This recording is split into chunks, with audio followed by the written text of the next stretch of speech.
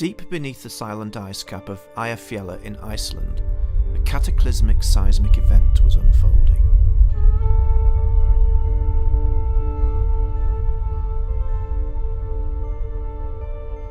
On the morning of 21st March 2010, a molten magma 1,000 feet under the glacier was building up pressure and forcing its way through fissures in the Earth's crust beneath the glacial ice cap.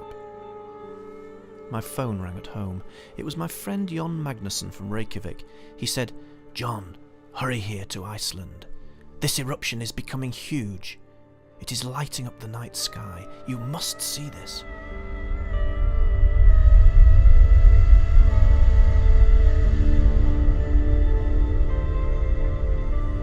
My specialist photography is mostly about adventuring into wild places, so what could be more elemental, more spectacular than this? To witness the birth of a mountain.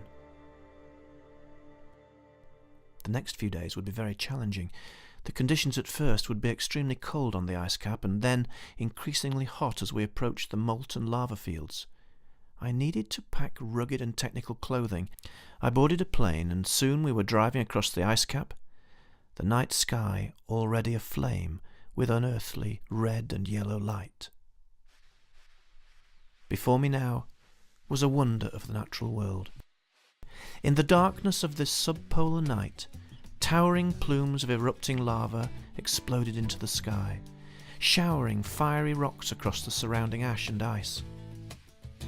Boiling hot molten rock was gushing down the volcanic cone, making a grotesque and twisted lava landscape that creaked and groaned as it cooled before my eyes.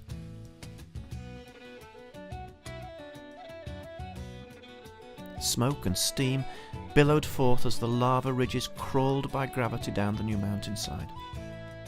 Brand new landforms were being created before my eyes, and I would make the first human footsteps on this wild and virgin place.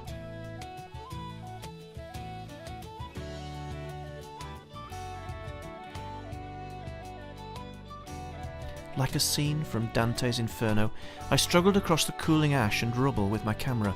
Loose rocks clattered and rolled aside. My boots sank in the steaming lava sands amidst a stench of sulphur. All around were thin streams of boiling lava. Acutely aware of great danger, I carefully balanced over the fissures to make more photographs and to look into the fiery heart of the earth.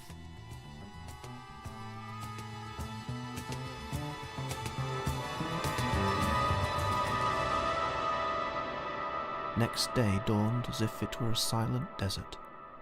Wisps of gas swirled from cooling vents. A small earthquake in the night had silenced the eruption. The volcano had returned to sleep.